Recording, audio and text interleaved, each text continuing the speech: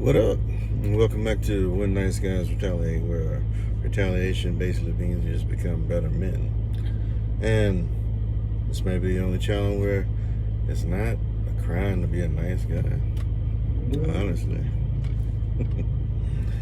So, today we want to talk about an interesting topic, and that's the topic of basically we're going to talk about types of relationships. And today I was thinking about transactional relationship, the difference between a transactional relationship as opposed to a loving relationship. And I would imagine anytime you are in a particular type of relationship, you should be able to tell what it is, what type of relationship it is before it gets more serious. And a loving relationship is really what you want. However, there are situations where you can be in a transactional relationship. And hopefully through this video, we'll be able to distinguish the differences, and that way you can avoid being trapped in a transactional type of relationship. However, I will say a transactional relationship is only as good as the two people that are in it, and that they are understanding that it is a transactional relationship. Historically, I believe there have been, I think it was primarily more transactional relationships than it was loving relationships, even though I think a lot of transactional relationships became more loving. And the reason why I say that is because in general, we should be able to love anybody. We should be able to love everybody.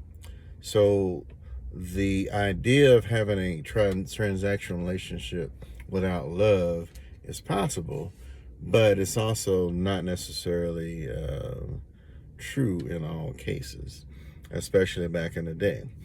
Back in the day, that transactional relationship was basically the woman and the man both needed something. The man needed sex, the woman needed security, and basically they came together. They gave each other what they needed, and the woman secured the home, and the man secured the finances, which secured the woman and the home and the kids. And they also had kids to further their business or partnership or just their own bloodline. Okay, so there was a mutual benefit for both people coming into a particular marriage, even though it might not have been specifically based off of love.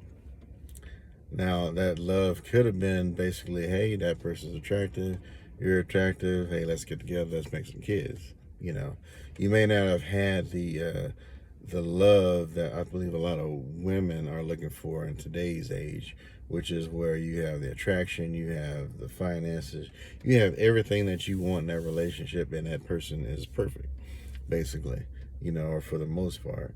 And I think in a lot of regards, that is not going to happen for most people. It's just simply way too many people in the world. And on top of that, people in general are not necessarily good at finding what they want because they don't even know who they are themselves. And so you have way too many variables in life to actually, I believe, for anyone to be able to find the perfect version of love that they think they want or they see on TV, because we are not perfect, and because we don't necessarily know ourselves as well. Because if you don't really know what you need in a relationship, you don't know what type of person you should be looking for. And that person's personality could be, you could really need somebody who's more docile, but at the same time, that person being docile, they are able to find a particular person that won't take advantage of them being docile. In fact, that person finds let's just say it's a woman that's docile, she finds a man. That man can actually be a very strong man. He can have a whole lot of opinions, but in the same token, he could be also very sensitive to that particular woman's emotional needs. And so by her being around him and him encouraging her, she would become less docile. Not necessarily she mean that she'd be mean, but she would learn to be to speak more than she has normally been able to speak. So in essence, she would be one to grow. And on the other side of it, the man who may be more outspoken, he would be the one, he might be more prone to listen more to people that don't speak up, or be able to see signs, learn signs from his wife that will allow him to probe deeper into people that he may need to be a little bit more patient to. So in that regard, it would be a mutually beneficial relationship, because one, they provide security for themselves, to each other, but in the same token, they're actually learning different aspects of personalities, as well as, I'll say, personalities and other things, basically, because you don't know everything. But the more you get to know someone, the more you should be able to, the more versatile you should be in relationships. And that's a really big dynamic in marriage that I don't think people really understand. People are looking for perfection without actually knowing, not actually even reaching their own level of perfection in themselves, which is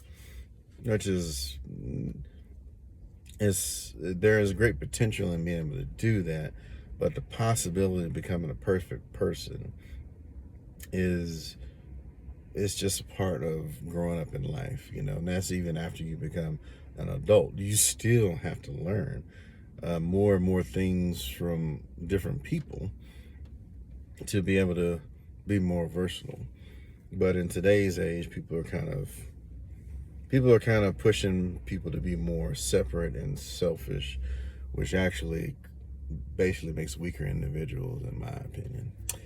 But back to the topic at hand, there is a big difference between a transactional relationship and an actual loving relationship. And I believe the main difference between a transactional relationship and a loving relationship is that in a transactional relationship, either one person starts counting or both people start counting. And what I mean by that is, if one person starts thinking, I want this person did this for me, so because they did this for me, I will do this for them. That will be a transactional relationship. Now, you can have it in two ways, in my opinion. One way is the transaction is based off of a more loving mentality, okay?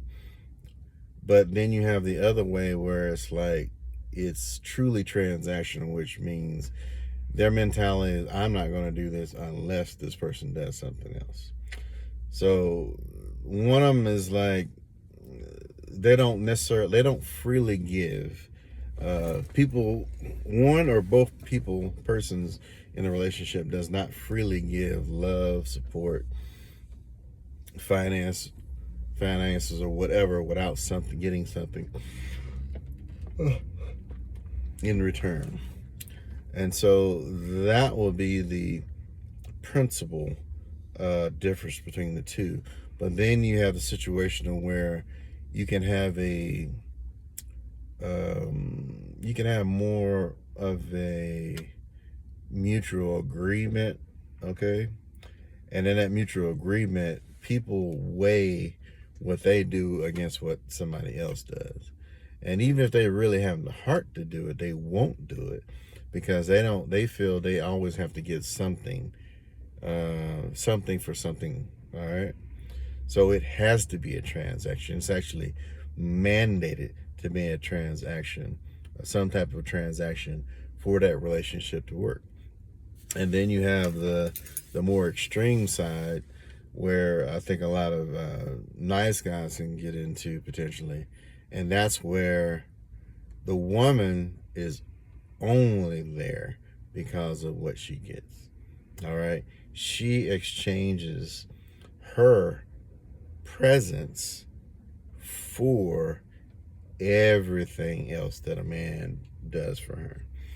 So she will not appreciate anything that you do, all right? Because she thinks everything you do is worth her just being there. And that is one of the worst relationships you could possibly be in, because she is not really there for you. She's really there for what you can do, all right, or what you are doing for her. Not necessarily that you can do, but are doing. And so that demand and her value can actually increase over time, because she really doesn't want to be there. So basically what you're doing is you're continually bribing this woman to be with you.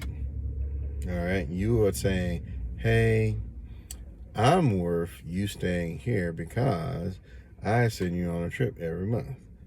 Oh, I let you do this. I buy you all the clothes you want. And so she is really not there for you. She's really there for what she can get out of you.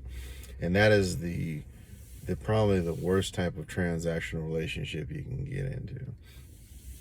Now, on the other end of the spectrum, when you're in a loving relationship is where a person, they will give everything and not really ask anything in return. All right. And the most ideal situation to be in is where you have a woman and a man that feel that about each other. And so you'll have a man, a good man with a good woman. And we'll just say a good man, this woman, she goes out and it's 10 o'clock at night. She's on her way home from her mom's house. And she has a flat tire. She calls you because, you're her husband. And you're like, hey, what's going on? She's like, I just got a flat tire. He's like, I'll be right there. This man doesn't even hesitate. He gets up, he goes out there, he changes the tire. It don't matter if it's 12 o'clock. It don't matter if he at work.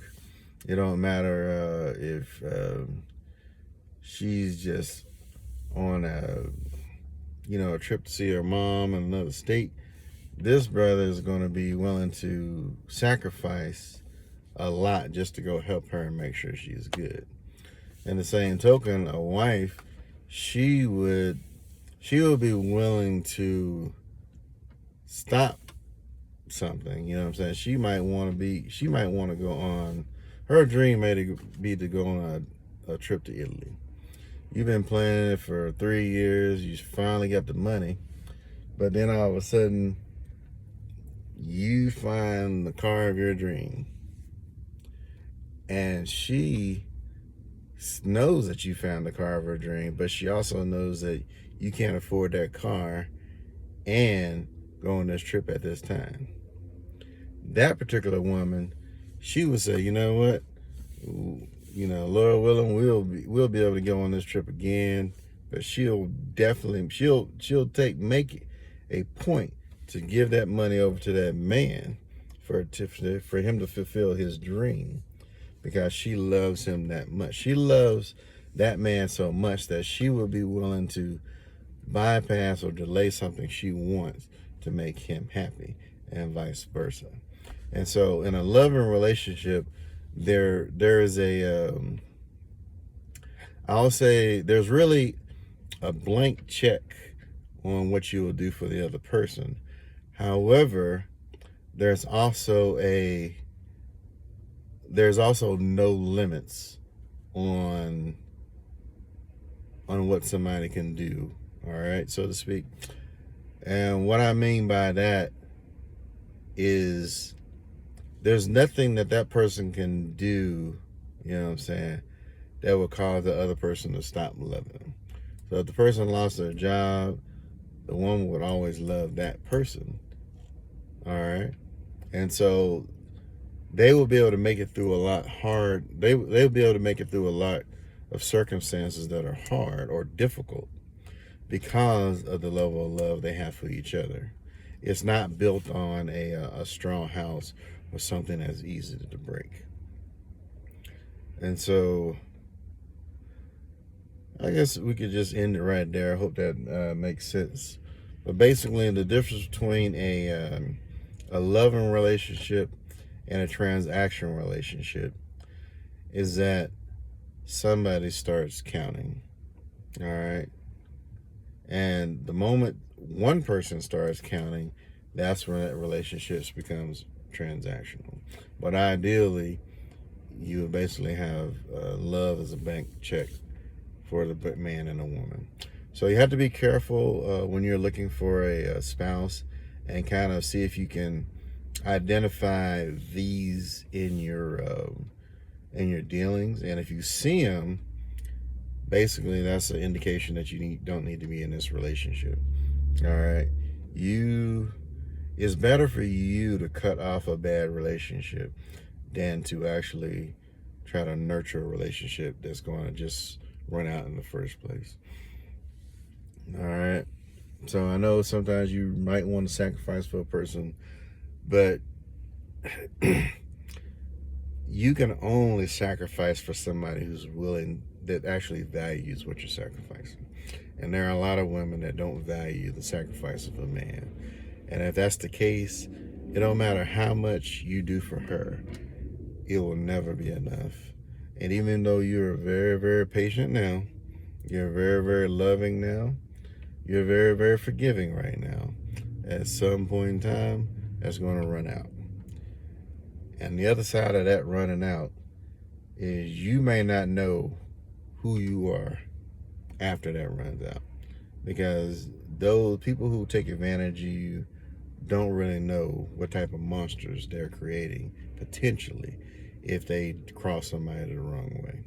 So the best thing to do is, if you see a person that is not really valuing you the way you need to be valued, then you need to leave that person alone, because they can actually, what they do to you can actually change you. And if they can do small bad things to you, they can do big bad things to you. And everybody don't know how they're going to respond, you know. So as much as you may want to sacrifice for somebody else, you really still have to be able to, you have to watch out for yourself. All right. Because there are a lot of things that can catch you off guard, and you just don't know how you're going to react. So find somebody that you know is going to treat you right, and then and vice versa, and then hold on to each other. But that's what happens when nice guys retaliate. I hope you guys have a good one.